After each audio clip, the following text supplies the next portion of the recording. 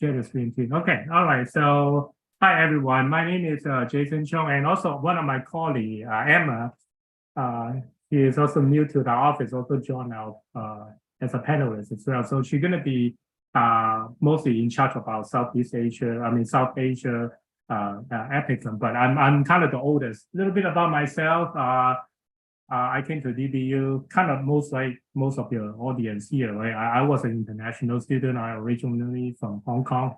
My first year at DBU is 1999, so you can guess how many years from a student to right now is 25 years, and working full-time in this position for DBU as an admission officer. This is like my 16 years working. So I do understand pretty much from your case as an F1 student, and then later on OPT, CPT, H1, green card, or eventually, all these immigration steps. So I'm on your shoes. So let me know if you have questions. I'll try my best to answer as much as I can. So yeah, let's get to the DBU, my presentation. A little bit about the DBU.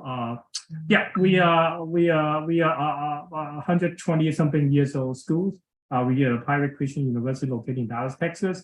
Overall number is around 4,800, 4,700 students. Over 600 international students at DBU currently. I would say 70% are graduate and 30% is undergraduate student. Yeah, and our student faculty ratio 13:1. We are one of the top 15 universities in Texas. We are not a small school. We pretty much have a national rank in U.S. News World Report and several other aspects. We are one of the safest campus in the Texas nationwide too. We do have a very successful baseball program. Unfortunately, last week we just lost the regional. Supposedly we can go to the super regional. Like regional is like 32 top 32 team, but we lost it. But we are in the regional all the time. We are on the most of other sports in Division 2 like soccer, golf, cheerleading. We are pretty much in the champion level. As a Christian school, we are not a party school, so it's real quick.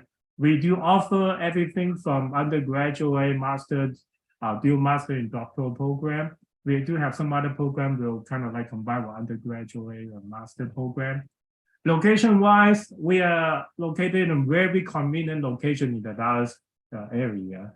15 minutes to the airport, 15 minutes to downtown. Like, I think twice concert just in Arlington, and last time the Fat Plane concert also 15 minutes from DBU. So it's really, really close to our campus. And we we have everything from Asian supermarket, IKEA, and a lot of company headquarters actually located within 1 hour radius.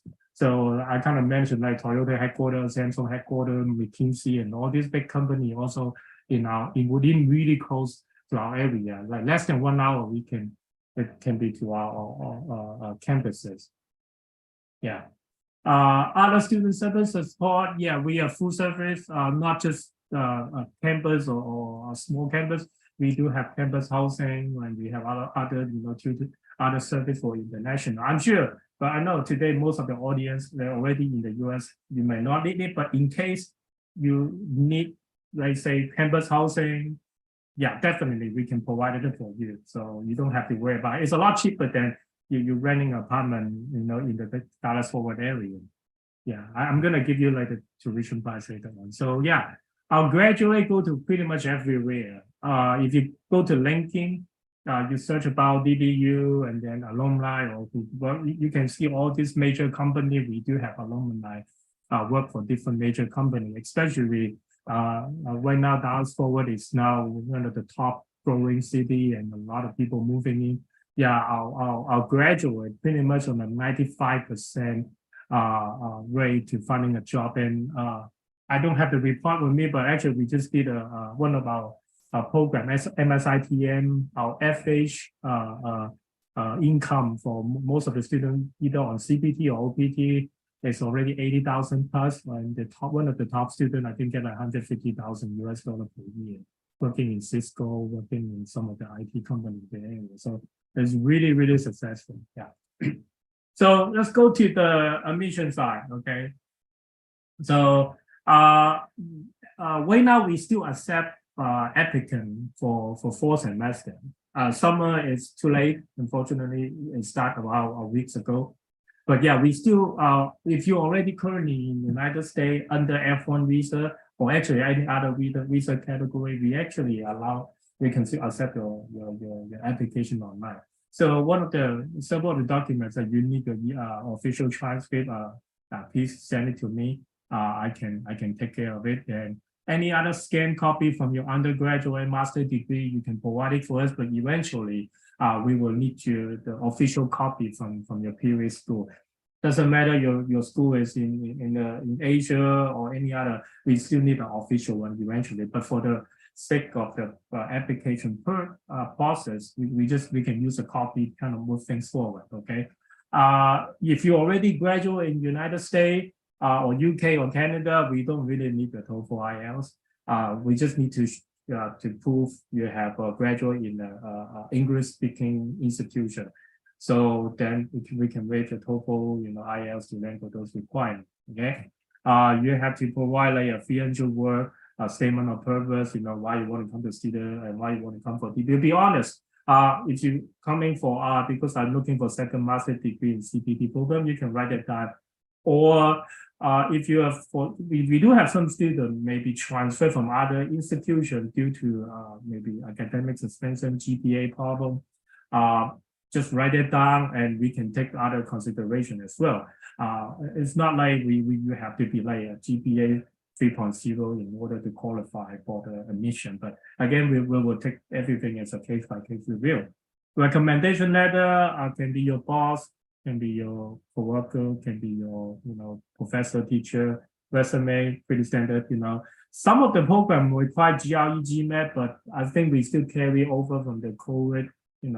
After COVID, we actually waive a lot of GMAT, GRE program. In case there's some programs still required, but I think majority of our master program, we don't require GRE, GMAT anymore. So as I say, rolling admission, no deadline. Yeah, but again, please allow 2 weeks for us to work on your admission, review your file. And then once you get accepted, it will still take us some time to our DSO and your school DSO have to communicate and transfer your CFS I-20 status record to DBU. So it takes some time. But again, if you're interested, please apply early so we can work with you. Some of the tuition costs for undergraduate per credit hour with full block tuition. Graduate is 1,271 per credit hour, and this is just really straightforward. That the housing, campus apartment, meal pay. Since majority of the audience is already in US and so our I-20 costs. So the financial proof to get an I-20 is $38,000 US. It can be your bank account in US or it could be your bank statement from your home country, your parents, your uncle and aunt, your cousin. In order for us to issue the I-20, we need a bank statement from you. Or from your sponsor, okay? So, or some of the students, they try to prove they have enough fund in order to transfer I-20. They could use like 3 or 4 credit cards combined with the equivalency of the $38,000 US credit line. Each credit, let's say one credit card, you have like 12,000. You need 4 of those, then it could show you have enough liquid access. If a finance major or accounting major, you understand. We need to know this is a credit limit or credit amount or liquid access in order for the I-20 bank statement pool. Okay, so this is the tuition side. So so we do have a lot of graduate program, and you can search DBU graduate degree program. You see all these programs. We do have everything from business, accounting, finance. Information technology management is kind of our CS degree, computer science, and most of the students, if they have a CS background, they will go into that program. And of course, there's supply chain management, STEM, MBA, and so on. We do have other non-business type of program like leadership study, international study, communication, and of course, we do have some other counseling program or psychologist program as well. And also, I'm seeing more students actually coming for our education degree because there's a lot of educators in the United States, so we do have some students coming here to do either in education degree, if they want to be a teacher and stuff. So we do provide this, education, master of education program, actually master of education teaching. So, okay. So of course, as a Christian university, we also provide like any other like Christian study and all the other different and doctoral program. We have 3 different doctoral programs. One is the higher education leadership. There's the other one is a K-12, elementary, high school education leadership, and the other one is like a leadership study, PhD. Okay, so today the most important thing, right? Day 1 CPT. Yeah, this is a very popular topic, and I'm sure GoElite and you may hear a lot of different a lot of message about. So I just want to kind of go through our CPT policy. Yes, a lot of people asking like, do we offer Day 1 CPT? The short answer is actually yes, we do, and we have two kind of Day 1 CPT. The way we look at it, one is after OPT. So if you currently with your OPT, either your STEM OPT or you just have a 1-year OPT, yeah, we will give you CPT when you come into DBU on your first semester. The way we look at it is you already have the last 12 months, you already have a valid F1 status. So we will approve your CPT when you come in. So a lot of students, let's say for example, they are currently OPT, they applying the H1 or they get denied on H1, or they're not getting a pick on H1. And DBU and a lot of students want to doing a second master degree in order to get some more time to work on the H1 process, or maybe some of the employer getting you to a PR permanent green card status. You need some time. Yes, you can keep your current job and continue to study your second master degree at DBU, and yeah, and then you can use the CPT. Of course, we do have some restriction, but we will try to work with you. But I'm gonna mention a little bit restriction. The other scenario is like if you are transferring from other visa category. For example, you are F2 to F1, H1B to F1, H4 to F1. I pretty much list all the visa I've been seeing right now in the last pretty much 10 plus years. And yeah, the only degree can do this kind of really day 1, like your very first semester, it is our MS Information Technology Management degree professional check. So for example, we do have some employer, they are Chinese or from India. They try to hire one of the good friend, relative to the company. They will probably use this Day 1 CPT under the MS Information Technology Management to, get them to the door in Dallas area, and then they start working for the company. And of course, whatever it takes, they want to work on the work-based immigration process. Okay. So yeah, we do have this CPT allowed in DBU. Okay. So a lot of CPT happen, of course, in our management, MBA, accounting, finance, MSITM I mentioned, supply chain management, international study leadership, teaching. So those are a lot of students. It's really depend on what kind of job category they are. Right? If you're a teacher, and then they will fit into our NED degree for day 1 or the first semester CPT approval.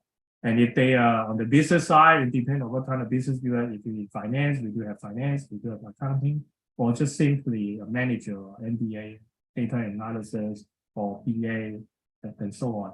If you are in some kind of like non-profit organization, or your job, let's say I do have a student actually working as a translator, or working as helping a non-profit organization to do just some, not volunteer work, but it's a paid work for helping the non-profit.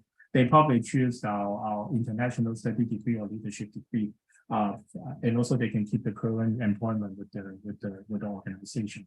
Okay, so those are the kind of feedback carrier. Pretty much, I mean, unless you have a very specialized job, of course, if you're a physical therapist, we do have some students working in the health professional.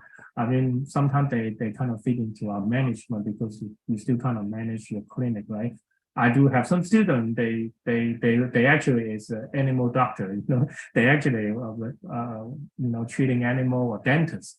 But they are in the process of doing for the green card or H1 process. They fit into our management because they still have to run the clinic, or their employment is also highly related to the as a manager role on the clinic. So it still works on that sense. Okay, so some of the CPT rule. Okay, this is just copy and paste from one of our policy. I'm gonna go through really fast. The reason why we give CPT because we look at your previous 12, your last year as an F1 status. So most of the students, if you are querying your OPT or you just graduate from your undergraduate degree in United States and then you have a job in the Dallas or even outside Dallas area, yeah, we can offer the CPT for you. So the rule is you have a 12 months previously F1 status, or if you're currently studying our MSITM program, that will be the true day one CPT. But most of the students fit into the 12 months, the previously 12 months you're holding an F1 status. So yes, we give a CPT for that one.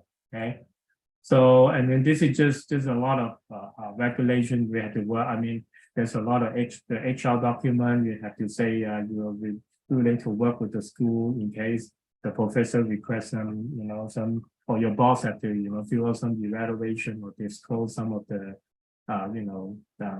with the sake of cost content. So, and so on, So not much different from a lot of schools. Yeah. But again, we just have to follow all the rules because the DBU very careful about CPT. Yes, we are very flexible on CPT, but at the same time, we will do everything very seriously. So to protect you as well.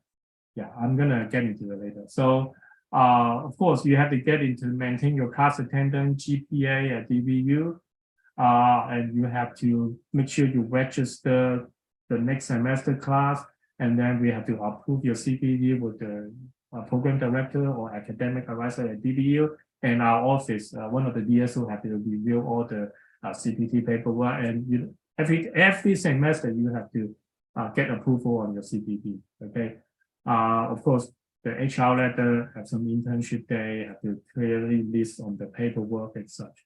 Okay, so yeah, we just have to very formal and very serious about all the documentation and so on. Okay, location requirement on our CPT. Okay, so yes, we changed from the last year. I don't know if you have some audience that attend this section, maybe from last year. Last year, we still only limited to the DFW area. The job has to be Dallas-Fort area. But starting from this, I think this year, we are allow students outside of the DFW Dallas-Fort area and then also approve the CPT if the job is actually outside. But again, one of the restrictions we very have to be enforced is your class, your degree plan, maybe the class will require in person on a weekly basis or bi-weekly based class attendance, and you have to maintain that in-person class attendance in order to keep your F1 status active. Okay, so that's one of the rules. Yes, you can work from home, or you can work in Austin, Texas, or I even have a student work in Sherman, Texas. It's like 1.5 hours from DBU campus because there's a lot of semiconductor plant going to open in the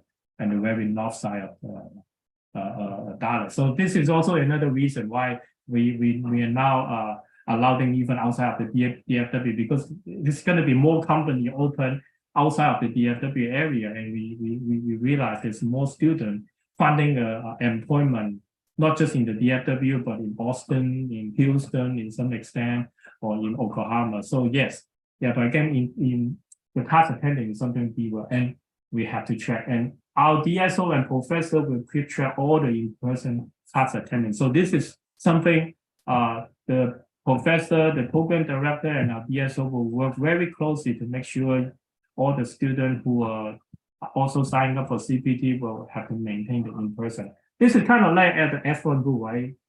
Attendance, class attendance is the number one we have to maintain.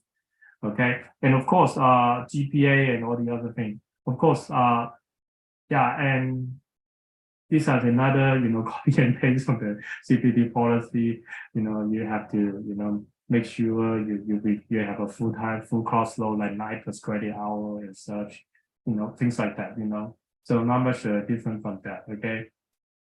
So in quite summary, okay, yes, it can be full-time or part-time work. So for example, you currently OPT, you are working full-time. When you come to DBU, then we will approve your CPT, and it can be a full-time or can be a part-time, okay? And this is second one, this is your second master, and then yeah, of course you have to, yeah. So the reason is because you lost, let me rephrase that. Because most of the students already have the first master in the United States, and then you use up your OPT. So when you come to DBU to have a second master degree, you don't have an OPT anymore, so you can work full-time CPT. But again, you have to be very careful, okay? In person, house attendance, keep up on home assignment.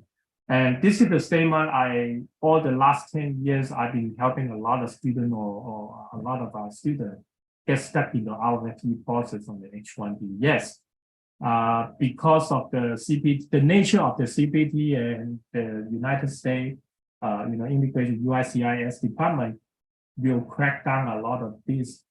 I will call that CPT abuse.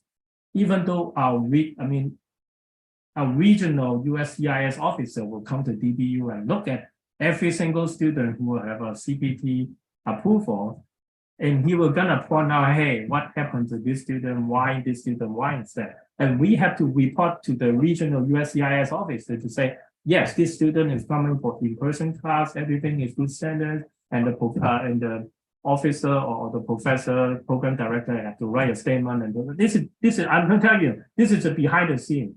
So that's why you have to be very careful about what you do when doing the CPT, because USCIS officer actually will check on it, and time to time they just pick on that. So in case something happens, if you work on your H-1B later on, or even your permanent residency petition, the RFE or the audit will come out. So at that time, you have to show your homework assignment record, all your I-20 class syllabus, attendance, and our office have to do our best to show the immigration officer to make sure your RFE case can go forward. So just kind of remind you, CPT is good. You can keep the job for H1, but when you get audit, when you check out with RFE, yeah, that's the fun part. That's the part the school and yourself and your lawyer have to all work together to make your H-1B case to be more valid to get the final approval. Okay, so our CPT start date for the next coming semester will be this. Yes, our first day of class is also the CPT start date. So when you are first coming to DBU, that's your start date for the CPT, and then your second semester it's going to be very easy for us to approve it. For example, for fall 2023, the last day of the classes should be around December 15, whatever the Friday is. Okay, and we can approve your CPT the next Monday. So you may have a Saturday and Sunday gap for your CPT, but most likely you can carry your job, continue to work, get the CPT approval and work, going towards the spring semester. Of course, you have to do all the paperwork in advance. Don't wait until the December 1st week to get your next semester CPT approval, because we don't have enough time. We do have new students, we have other students have to work on and help them to change your I-20 or do all this graduation thing, right? So as long as you keep up the work and then get everything approval in advance, a lot of our students, they can continue their employment without a big gap, okay? So yeah, and this is just the thing, okay? So I think this is the last slide I have. Ryan, we can open up for Q&A. Any student want to ask any question? Oh, actually, I can see the Q&A. Yeah. Absolutely. Thank you so much, Jason, for your thorough presentation. And I do want to apologize for one of the earlier mistake that I was sharing a different presentation screen. So I hope I got it right this time, and feel free to correct me if I didn't. Am I sharing the right screen, Jason? Yeah, this one, yeah. Perfect. So let's just jump into the first questions. So this person wanted to ask, what is the tuition cost per credit for the day one CPT master programs? And are there any scholarship opportunities? Well, this student apparently reached out to one of another of my colleagues, Dr. Sanjay, on that. Okay.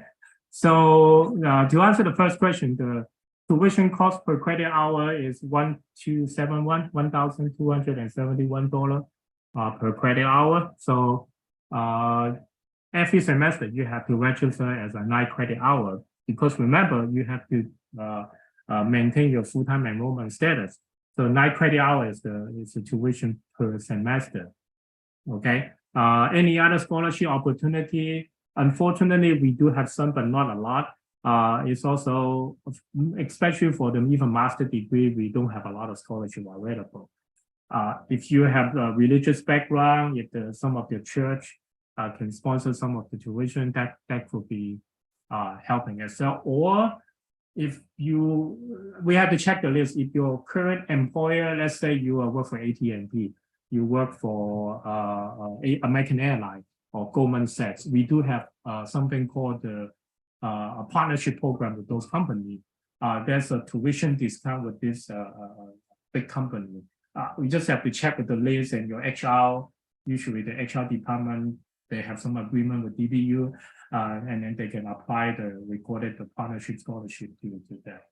Smaller company, unfortunately, we don't have that partnership. But again, if we have more students working in the same company, we can try to reach out. But yeah, we don't have a very you come into this and then you get this amount of scholarship for the graduate program.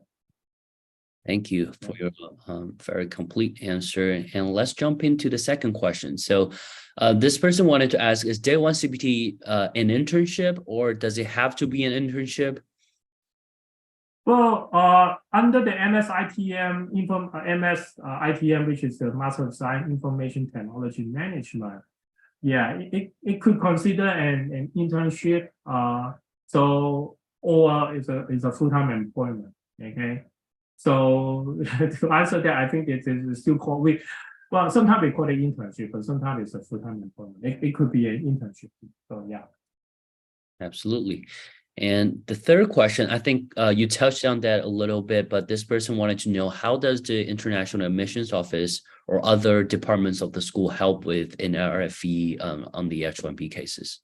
Okay, so I'm just using one of the case. I actually in all this year, I actually helping 3 students because it related to me, and I'm gonna help with the school. So I saw the whole USCIS checklist. They ask for tuition payment statement, syllabus, even the professor employment of letter from the DBU HR department. So it's really depend on the USCIS officer how extensive they're gonna ask, right? And of course, like I always mention, as a student, you have to keep track all your record, I-94, I-20. Those are the things you have to do it. And anything related to DBU when you study, then we will try our best to work with your case in case you have RFE. That's like syllabus. I'm sure either you or your program director or academic advisor can get it. And class attendance, if they will ask for a class attendance record, then of course DBU will request from different professor and have a statement to show you have the lot, the attendance lot each week or so to show for the RFE case. So really depend on the RFE case what they ask, but most of the time they ask, are you currently in status? Are you registering a class that's also kind of related to internship, or is it required for internship? So those are the things. It's already there. You don't have to worry. We've been doing this since 2015. So we've been continuing to adjust and improve the way when the student, in case they have an RFE case. Yeah, but Yeah. But again, we are we are the one in between helping them. But again, work with your immigration lawyer and yourself have to keep with a good record as well. Okay. Yeah, absolutely. And for those students who are still have questions regarding RFEs, GoElite ourselves, we also work with students who have those kind of previous experience. So talk to our consultants, scan the QR codes, and maybe one of our consultants can help you, prevent or help you pass through those, checkups. And for the next question, this person is on a H4 visa, excuse me. So can you share a little bit of what are the STEM courses available for somebody from an H4 background? So if you're on the H4, good thing is you can stay in US, the bad thing is you cannot work, right? So you have to change to F1 and then in order to get a degree and remember, you can still study as an H4, but you cannot have OPT. Remember the rule is you have to at least under F1 status for 12 months in order to qualify OPT. Yeah, go check on it. So you can study, but you need to have enough time remaining in your degree plan and transfer to F1 status. And then later on, you qualify for the STEM OPT, okay? So yeah, we do have a STEM from physical therapists, project management, IT related, finance, or kinesiology, which is physical therapist, IT, finance, supply chain, and those areas. So pretty much we do. Okay, DBU is not an engineering school, so we do not have any a STEM program related to like pure mathematics or engineering related program at this point. Yeah, but if you are in case you are healthcare side, we do have an MBA in healthcare management or something like that on that concentration you can select. Absolutely, thank you. And for the next question, this person have a long career experience in HR, so he or she wanted to know which STEM courses is suitable for her or him. So if you're 15 years in HR, I think the program I would suggest is we do have a Master of Science in Management, the General Management of that. Okay, I think one of the area you can take even Human Resources Management. But again, remember, I always tell the student, right? Management is a very generic term for pretty much any, in case you need a CPT you work for. Pretty much management can apply to pretty much any industry or any organization or pretty much any job title. So yeah, but again, if you want a specific on your human resources, that field, yeah, we do have some HR focus on one of either MBA or Master of Science Management, that field, yeah. Thank you. For the next question, is there a difference fee structure for an F1 student versus a H4 student, which I assume who's going to do a transfer of status? Yeah, well, for tuition fee, we are all the same. Like, doesn't matter you are US citizen, green card, or international, or whatever visa category you are at. So the tuition side is all the same. But for H4, first of all, you don't have to require 9 credit hours. If you study as under H4, you don't need to maintain all the F1 regulation, full-time enrollment and stuff. And also, you can still under your spouse healthcare, like health insurance.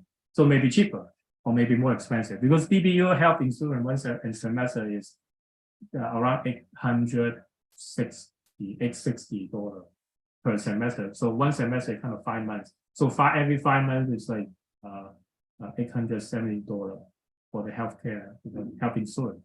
So that one we require all the F1 students without a full-time job to purchase the health insurance from DBU. But if you have a full-time job, you can get away from that. And the fee structure is pretty much the same. And H4, cool thing is you can even study all online. If H4 student coming to DBU study, the way we look at it is you are not in F1, you can do whatever you can study, not study, all online, it doesn't matter. Yeah. And our online and the regular in-person online class is same tuition. We do have some discount on particular other online program, It's a new program, but again, that one is if you want to transfer from online to an in-person, there is a different degree plan, so we cannot transfer on that. Yeah, but again, that very specific question, you can reach out to our office. Yeah, absolutely. Just to clarify, does H4 students is allowed to use CPT or day one CPT? No, remember CPT OPT is an F1 status benefit. So if you're not an F1, you don't have CPT. That's end of discussion. So H4, yes, you can study. If you're L4, H4, or E, doesn't matter what visa category, you can study. Even F2 can study, but F2 cannot work. F2 can study, but F2 cannot have. CPTs is only for the F1 visa holder or F1 status holder. Okay. Gotcha. Thank you so much for the clarification. So the next question, can I apply for CPT for this or during the semester if I'm already in? It's very tricky.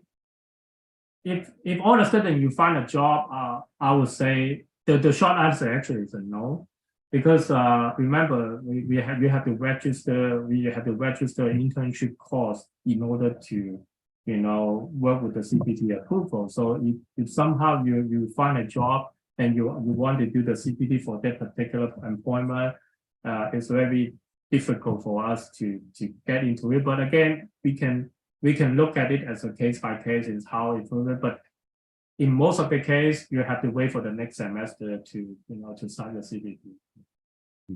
Thanks. And for the next question, when does an H4 visa should be converted to F1 to apply for OPT or CPT during study? Is there a specific timeline to that? Okay, so let me repeat it again. H4 visa to be converted to F1 apply to OPT CPT. Okay, so you have two choices. As an H4, you can in order to change to F1, you have two choices. One is in country, you submit the change of status to the USCIS office. Work with your immigration lawyer. I'm not an immigration lawyer. I cannot go into too much detail. And also DBU will not help you because it's too much outside of our expertise. So you can do it inside in the United States. It usually take what? Right now, thanks to no more COVID, so back to the normal processing time. It's somewhere around 6 to 9 months.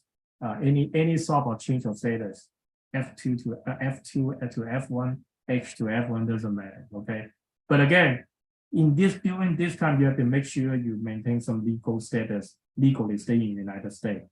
So again, work with your immigration lawyer or maybe GoElite have some attorney to help out with that, I'm sure. Or the other way is you go to nearby country, like for example, Canada or Mexico, US consulate, go do the visa interview and come back with the F1 visa. Okay, so that's another way to do it. Or you can go back to your home country. If you just happen to travel back to your home, you can do the visa interview in your home, and it can turn really quickly. But again, I know it right now is in Vietnam or China, India, the visa appointment gonna somewhere in September already. So maybe that's not be the best choice for you, right? All right. But again, you can still study under H4, but remember, you take some time to change to F1 status. So always you have to leave enough time to keep. Remember, once you change to F1, you have 9 credit hours per semester. And you have to at least have 12-month F1 status in order to qualify for OPT when you graduate. Okay. So this is something you have to remember. So a student under H4, don't go too fast. Don't study too fast. Make sure your degree plan, because most of the degree plan is around 36 credit hours. I always tell the student, don't go too fast if you are going to change to F1. Make sure you have 2 big semesters under F1 in order to qualify for OPT. Yeah. Thank you, Jason. Yeah. For the next question, can I provide an older offer letter if I wanted to apply for CPT because the current company hesitant to provide a new one? Yeah, just change the date. Usually the employment letter, they have a date on it, right? I think that the date is something we just want to make sure the HR letter with the current date. Yeah, I think that's what it is. Yeah. Thank you. And we have a couple more.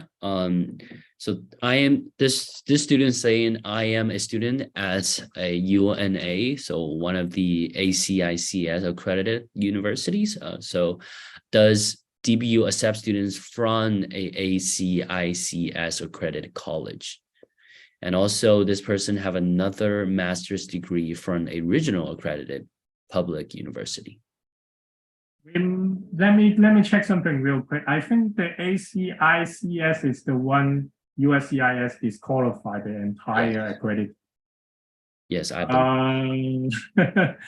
We won't. I mean, we can recognize the credit, but we cannot use that as waiving the TOEFL and IELTS requirement, like the English entrance requirement, because they are no longer accredited by USCIS.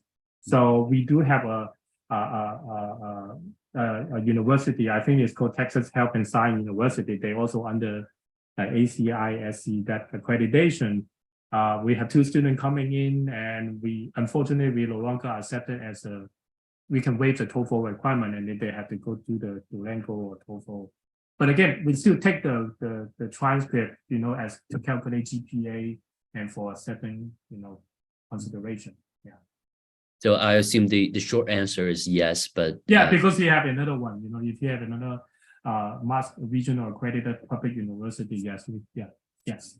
Thank you. Yeah, very careful. The ACICS, I think that's a crackdown to, a lot of this, I always say that USCIS is monitoring all kind of weird CPT school or whatever institution they provide. Kind of back in my early career in this international, yeah, we do have a lot of language school, and they crack down a lot of language school, and then they kick everybody out to attend those language schools. Same thing. So just careful in general. Okay.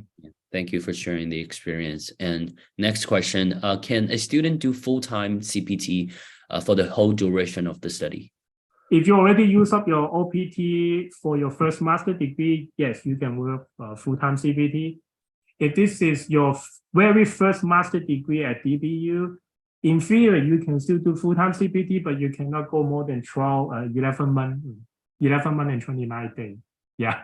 So it's actually 12 months. So you just have to be careful, right? You may disqualify for OPT later on. So of course, maybe, just, I won't say that, but work with your employer, how you're going to determine full-time or part-time again. Absolutely. For the next question, for day 1 CPT, is there an requirement for being on campus, or can it be remote or online? Well, during COVID, everything can be online. Now everything back to normal in-person class. So in my presentation, I keep mentioning in-person attendance is required. Okay. Yes, there's a certain amount of class allowed to be online, but there's still in-person requirement for particular course. For example, we do have courses we meet every 2 weeks in person in Dallas main campus area. Okay, so that one you have to keep doing it, and then the next week can be online. Every 2 weeks, the class is still every week, but every 2 weeks there's an in-person requirement, and we do have a specific track record in the system. Okay, you have in-person check-in, in-person class attendance. Remember, I mentioned when the RFP come in, when the USCIS asks for it, those are the documents we have to provide for them. It's helping you to make sure your case is valid, and also to protect, DBU can continue to offer CPT and stuff. So we would try to do everything very seriously and, to make sure everything correctly as well. If this is your last semester or the summer semester online, yes, it can be all online. But remember, summer semester is considered optional, so the class can be online. So on that, yeah. Thank you. So for the next question, this student wanted to learn about when will a student be eligible to do CPT? Is there a specific time that the student can start? So the CPT is, remember the first rule, if you already have F1 status, doesn't matter if you are from previous different school or currently at DBU, we look at that as you have at least 12 months of F1 status, you will qualify for CPT. That's the pretty much all United States, all schools, they are following the same rule. Unless the program is specific, allow the actual real day one CPT. So remember I mentioned, right, MSITM in our DBU is the real day one CPT, allow the first CPT job happen in the first semester. So we do have some students flying in August for fourth semester, and pretty much in 2 weeks, he can start working for the company. Of course, you need to get enough time to get the social security number and all the other stuff. But yes, that's eligible for CPT. So you have to be F1 status, okay? So I assume for the transfer students, they can work or start. Pretty much, yeah, if they are transferred the F1 status, of course, the F1 status has to be everything in status wallet, right? If they already have out of status, that's very questionable, okay? So make sure you don't screw up your F1 status. Yeah. Absolutely. So yeah, I did that. I mean, I back in many years ago, I forgot to extend my I-20 and I actually have a CPT happen. I think back in 2007, and I become out of status. I almost screwed up my OPT because that was my last semester. I supposed to graduate in the I-20 say I graduate in August 8th, but I actually on my degree plan I have to wait until December to finish all my last course, and then I forgot to extend my I-20, so I become out of status. I lost my CPT job at that time, and I have to turn around and redo the reinstatement and then do the OPT application. So that was a very crazy, but again, just make sure you double check and also double check your passport. If you don't have enough 6-month passport, you cannot even apply your OPT, right? Just kind of mention that. Absolutely. Thank you so much for sharing your experience. And for the next question, this person wanted to learn about generally what is the duration of CPT or APT or OPT. Well, CPT is a time for each semester. So each semester, for example, spring semester is, I'm just using a round number, middle of January to middle of May.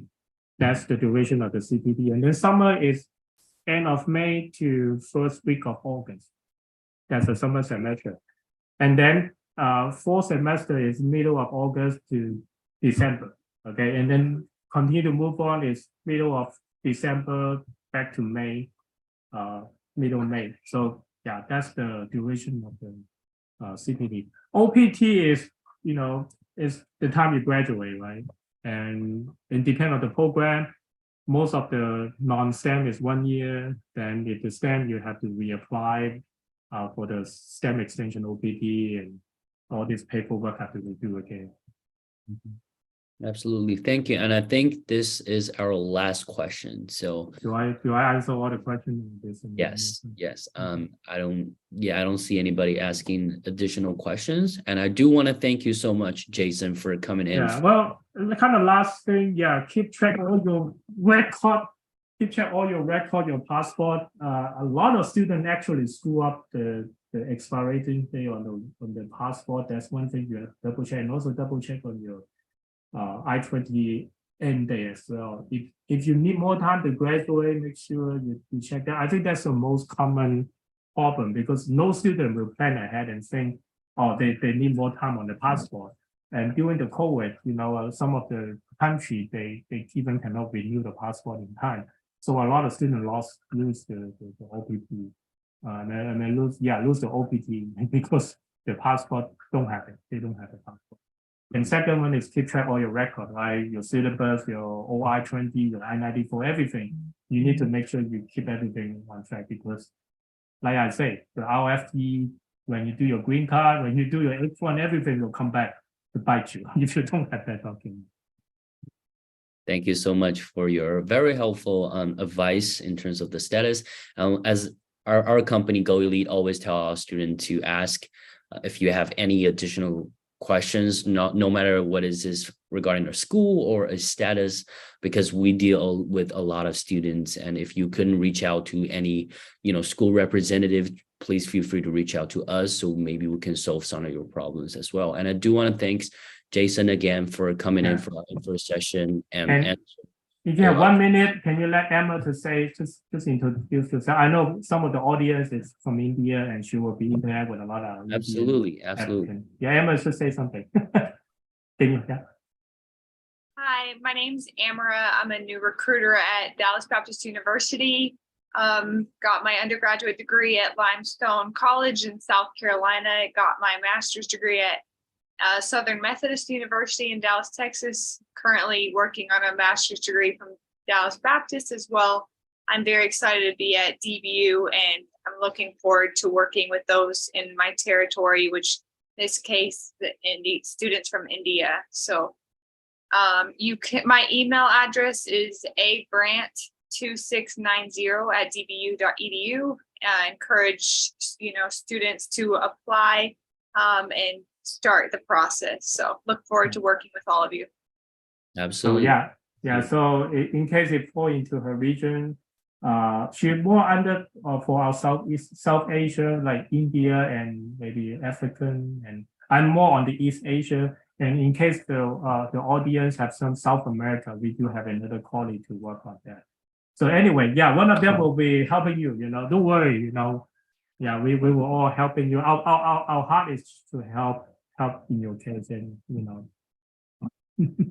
Thank you for Team DBU. And for our students, if you are requesting any contact information that you might miss, please feel free to talk to us so we can refer you to the person with the email address or the DBU website in terms of specific pages.